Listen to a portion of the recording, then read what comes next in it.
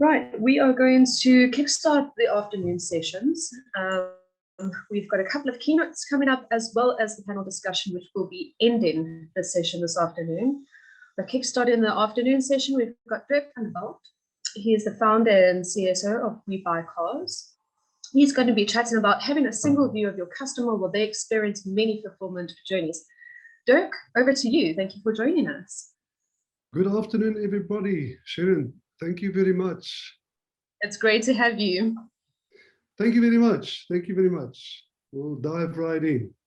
All right. We are talking about the customer fulfillment journeys, customer experiences, and fulfillment journeys and experiences. To me, jumping into this question, it was really difficult to find the right angle of attack, how to approach the topic, how to contribute something really valuable to the conversation. And I'm going to try and do exactly that for you. I've been absolutely delighted with the conference thus far. I'm taken aback with the sincerity and the humility and the openness, the transparency. It's a wonderful experience to be part of this effort and to enjoy the whole learning experience here. Now, when We Buy Cars started out, we intentionally did not recruit people with motor industry experience, because we were looking to do something original, something unique, and we were using our perception and our experience of the customer's need as our source of inspiration. And from that point forward, that was our point of departure. And we felt that we saw certain needs in the industry, and that we would be able to cater better to those needs if we just maintain our own frame of mind. So when we look at these fulfillment journeys of customers, I think in the beginning of the conversation, it is very important to establish a certain base for your point of departure in the whole conversation. Myself, I enjoy looking at things, first of all, from a strategic and a philosophical perspective, before you jump into the conversation, to make really sure that we are looking at things from the same point of view, with the same objective, and more or less with the same axioms as a starting point. So, you know, sometimes when you listen carefully, when someone is giving directions to someone else, how to go from point A to point B, or how to find your house, when you listen carefully, when they start giving directions to the other person, somewhere in the conversation, they would go, okay, yeah, and then you keep on going, and then you go left at that such and such thing when you see that and that. You know, you find that sort of conversation very often, and then in that conversation, you hear that they fail to establish a common point of departure, and they fail to find a common orientation of direction. So when we look at this, we don't even know who we are, and I don't know who you are who's listening. So we need to establish these things, because the solutions that we are talking about and the different approaches there's different approaches for different scales, and that's the problem. There's different contexts for different advice, and there are different vantage points. So if you're working for McDonald's, you've got a certain vantage point. If you have a young startup, you've got a certain vantage point. And the problem is that experts are shooting off advice left, right, and center without first establishing common point of departure, common sense of direction, and same objective. So the thing is, I would also like to show that there's a lot of expert opinion going around, or perceived expert opinion going around. And yes, in this conference, we are extremely fortunate to have brilliant people on board that's giving amazing insights. All I'm saying is that expert advice and listening and receiving, on the other hand, has a peculiar dynamic, and we have to be a little bit careful of that dynamic if whether we are in the McDonald's context, in the corporate mindset, or in the entrepreneurial mindset. Because today, when people talk about entrepreneurship and startups, who are the heroes that, you can just Google it and say, top entrepreneurs in the world. Boom. And you have Bill Gates. Within the first 3, 4, 5 pictures, you'll see Bill Gates, you'll see Elon Musk, you'll see Jeff Bezos, and so on. But in my perspective, as an entrepreneur, from an entrepreneurial perspective, that's got absolutely nothing to do with, those are tycoon entrepreneurs, which is completely a different thing from entrepreneurs. So all I'm saying is, later when we get to the topic of software, and what software applications we use, you find exactly the same phenomena, that these things are context sensitive, it is scale sensitive, because you're going to need to ask yourself whether that software application that you intend on using is scalable. Because if you find something that's just a perfect fit for your company, but you didn't realize at that very point that you're going to experience exponential growth, and boom, you are happy and lucky, and there your company grows, but you outgrow your own software, and you sit with legacy problems, you sit with technical debt issues, and that can be a real big problem. In that regard, you need to ask yourself, how come some banks, or I'm not sure if it's central banks or retail banks, but I know for a fact that some banks are still sitting with mainframe systems and looking for COBOL programmers. Imagine that for a second, that there's a market for COBOL programmers. That is legacy problems. They are so committed to a specific system, or so deeply embedded in a specific environment, that it's extremely hard, if not impossible, for them to get out of there.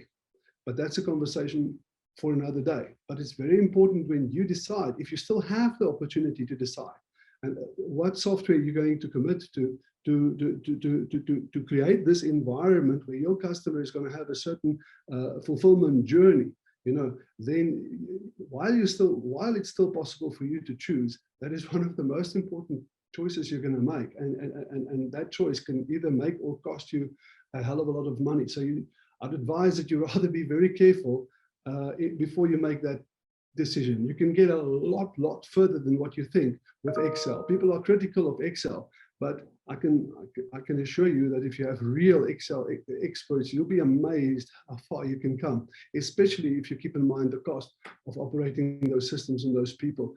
You should buy time to make doubly sure that you choose the right system, if you can still choose. All right, so in any case, I'm talking about trust. Who can we trust? What experts can we trust? Why should we trust what experts? This is a field with immense complexity and a whole batteries of barrages of missiles, of flying acronyms, alphabet soups of acronyms in the customer experience world, customer experience, user experience. Then you get to search engine optimization, you get to the computer telephony interface and all that. In each of those fields, digital marketing, all of these, each field has a whole barrage of alphabet soups of acronyms that sounds incredibly impressive, and every single one of those are usually immersive topics that you can go very deeply into. And if you school yourself in those topics, each and every one of them is an expert field in its own. And in each of those fields, there are experts selling their services.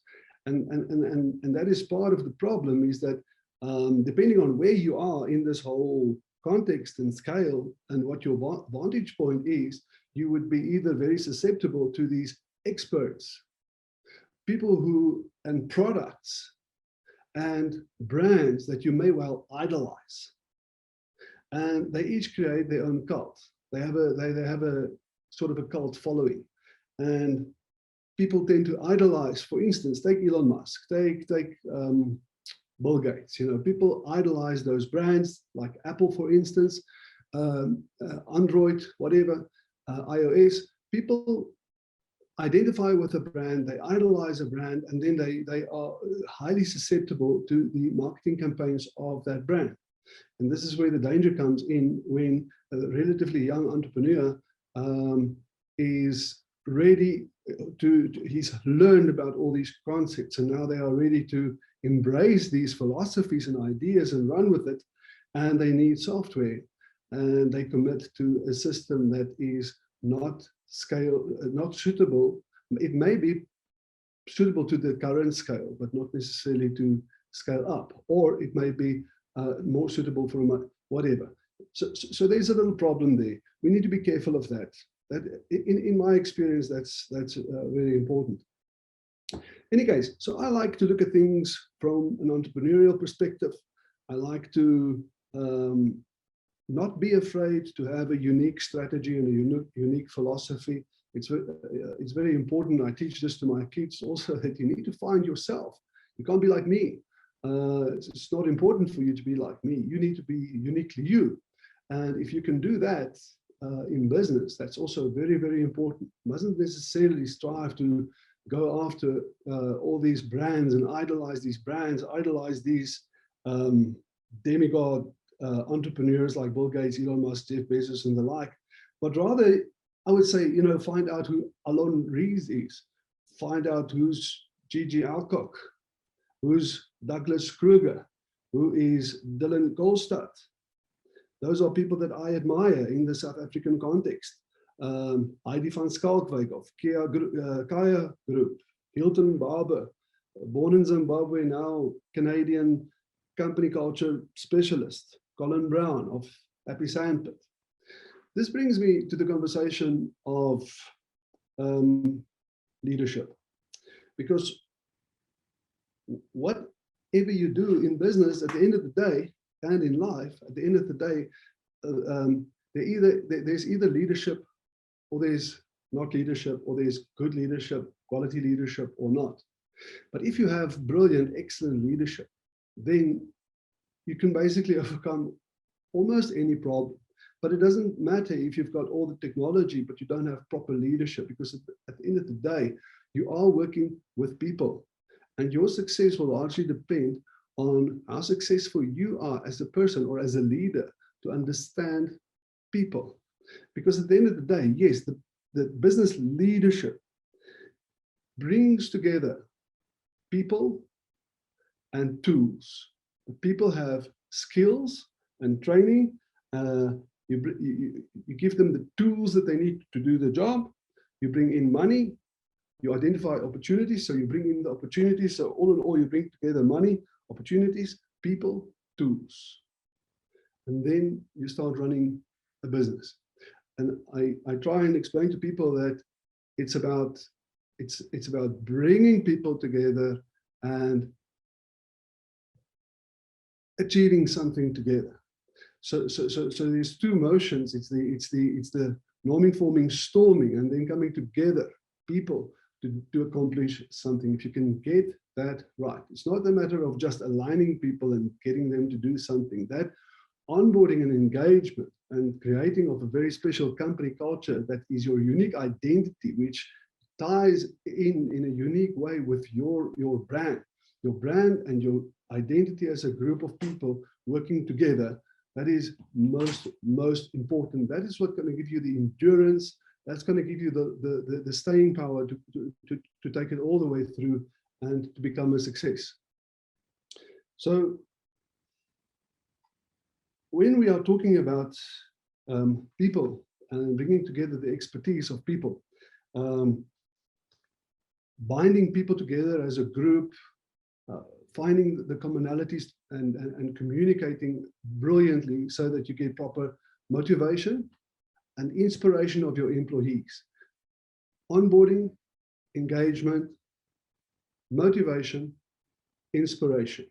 That is what you need to achieve real success. That's what puts brilliant companies apart from other companies. And I do believe that we have some of that. I think we have a lot of that. And even for us who concentrate on that, we still feel that we have a long way to go. That's a big challenge. That's not easy to fulfill. It's not easy to achieve excellence in that regard. But if you can do that well, then there's no end to what you can accomplish ultimately. Companies in general, in my view, hugely underestimate the role that the happiness of their employees play in customer satisfaction and in fulfilling the needs of the customer and the customer journey and the customer experience. So in my mind, the employees are just as much customers of the company as are the people who you serve outside with whatever service or product it is that you supply. So if you can treat both your customers and your employees as your customers, then I think you will see something special when you get that onboarding, that engagement, that innovation, or that, the onboarding and engagement that you get, the motivation, inspiration that leads to motivation. It's 14 hours. In any case, that brings me to what I would like to show you here is that when you bring people and tools together, when you bring people and tools together, there's a correlation there between the fact that you as a person consists of two parts. You have I call it the blue part and the red part, but you have a right brain and a left brain. Your customers has a right brain and a left brain. Your employees has a right brain and a left brain. Some people tend to be more towards the one side, other people tend to be more to the other side. And it's not only that distinction that causes you to see the world from this particular perspective. You have two options. There's this website 16personalities.org. I believe that the two sides are divided in 8 pieces on this and 8 on that, and that's only a theoretical way of looking at things, but it helps us to understand our world much better.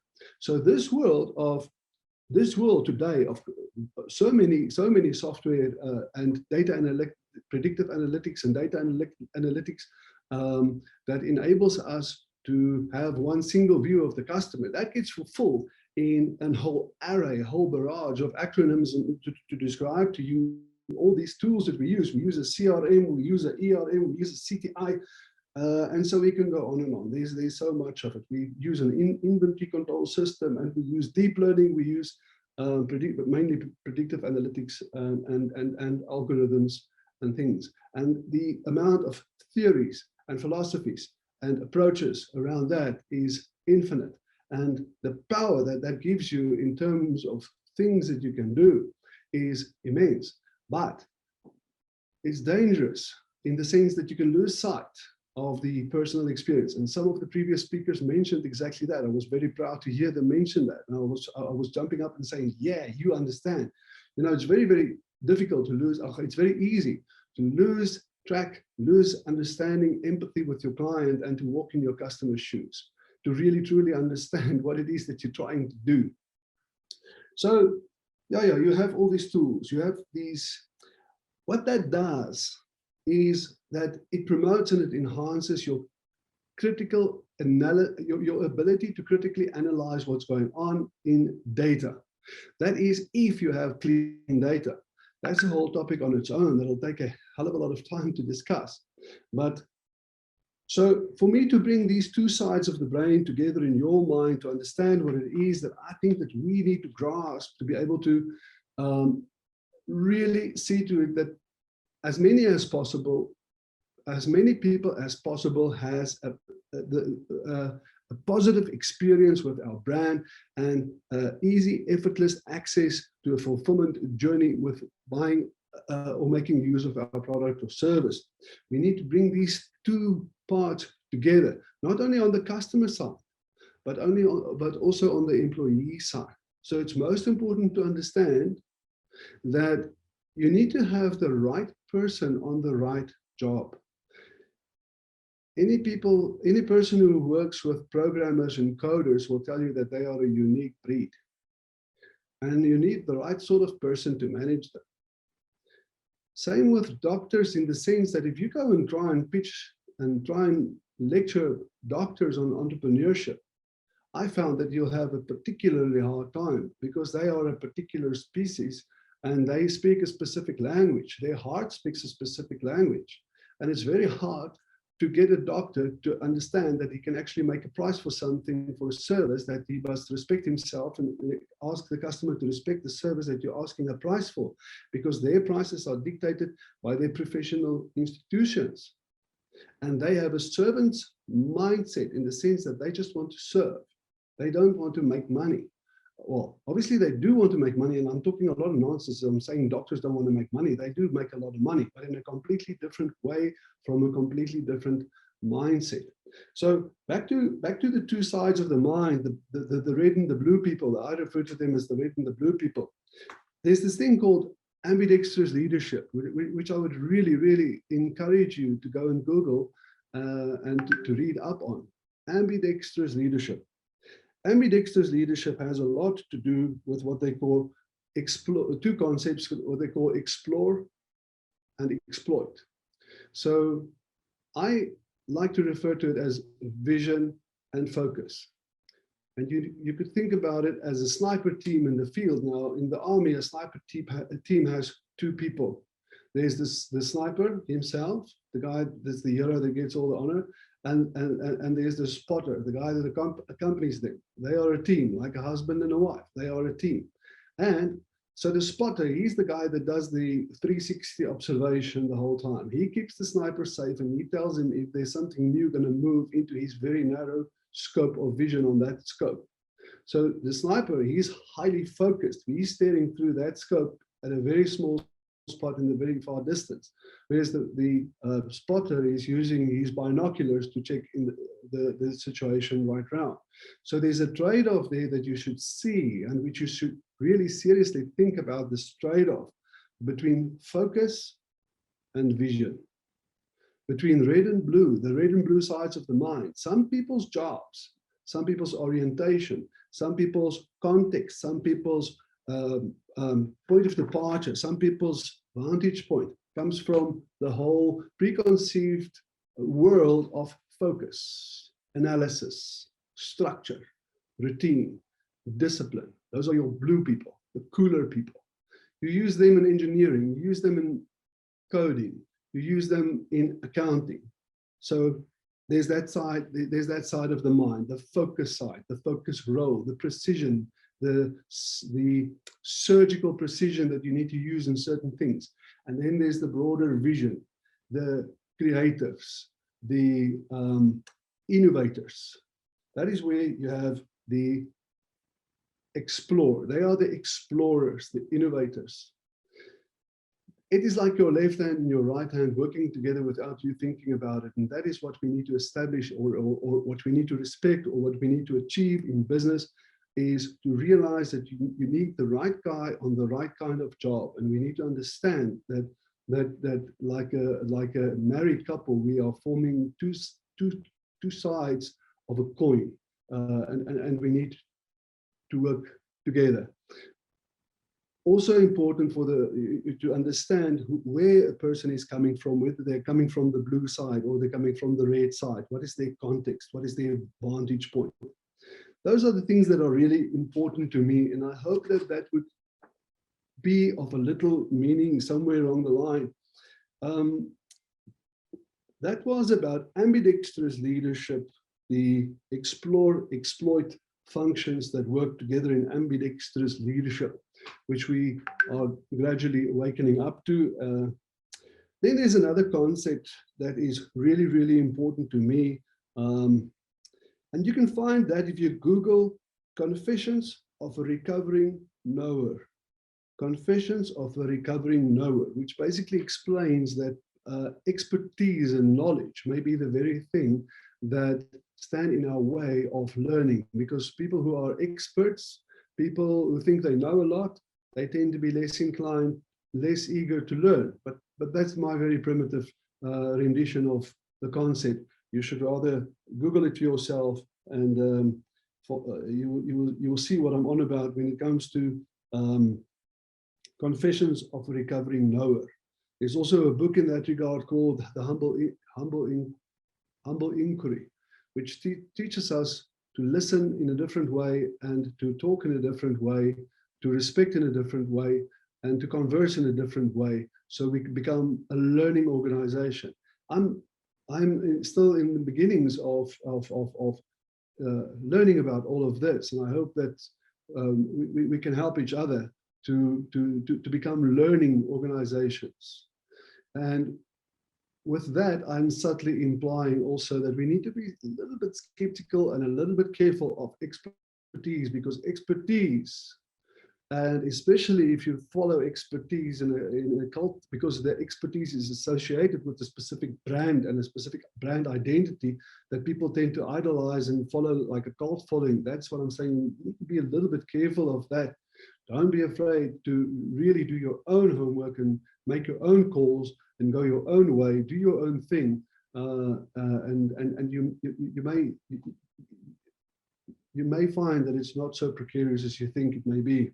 You may very well be onto something. That is the way we discover new things. Someone has to have the guts to go and do something different and be something different and do something different. Otherwise, there's not going to be growth if everybody is just following the same mantras.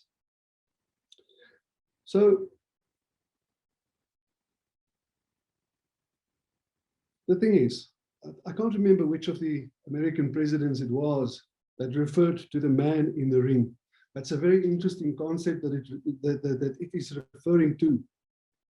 The man in the ring, he's the guy, he's the CEO, he's the guy or the entrepreneur who's hugely, totally dependent on that income that he has to generate at the end of the month. He is the man in the ring or the woman in the ring. That person knows, if I don't clinch this deal, I don't pay my bills. That, if you are in that situation, then you're in the man in the ring. If you are the CEO of a company, then you are the person who's answering for the performance of that company. So if you are the man in the ring, you cannot, and you do not need to follow the suit of the mainstream. Mainstream has certain ways of moving.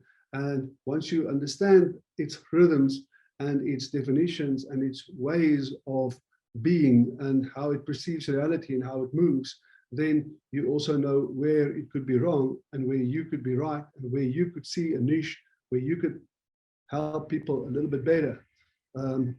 Because the thing is, as the company grows and the hierarchy in the company grows, the distance between the top and the bottom of the pyramid becomes more and more. So that means that the top management of a company moves further and further and further and further away from its customers. That's the reality of all companies that are usually successful, especially if they are growing exponentially.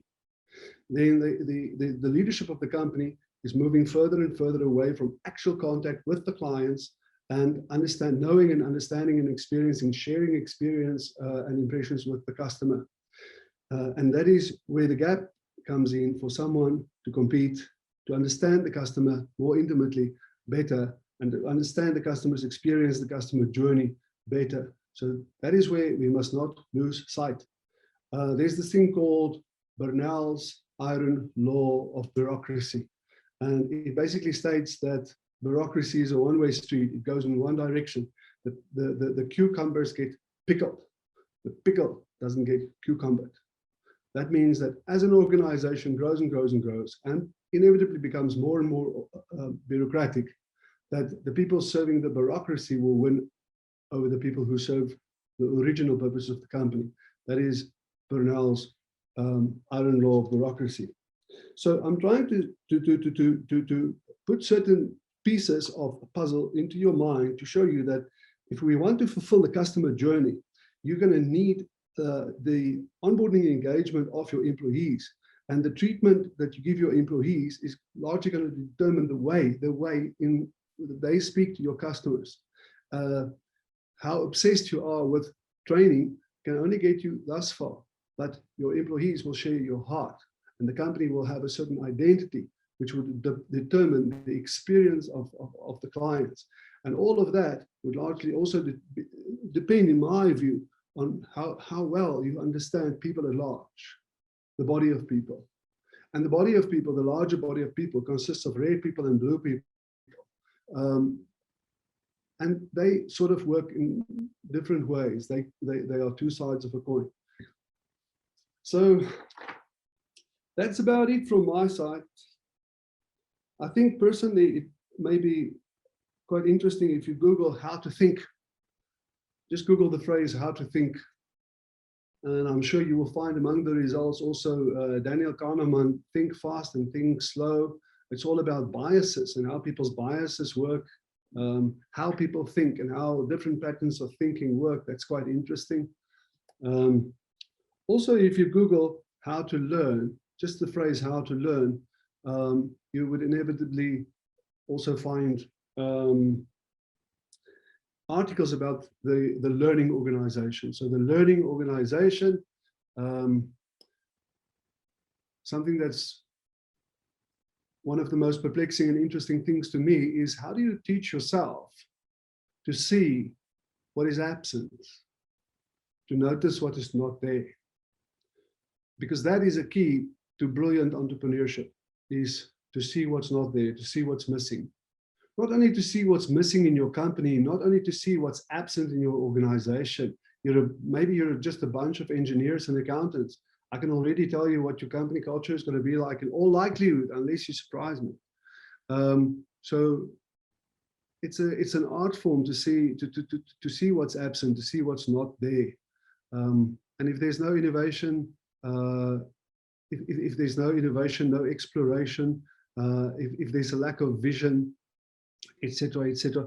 But each and every company, if they're strong on the one side, then they're probably poor on the other side. So if I'm strong on this side, I really, really need to look seriously to what's going on the other side. Me, myself, I'm a creative person, I'm an innovator, a visionary, and I'm not so strong. And that's why I need to focus on my weaknesses, namely structure, analysis, structure, routine, discipline, and the blue side. I'm on the red side. I need to focus on the blue side a little bit more.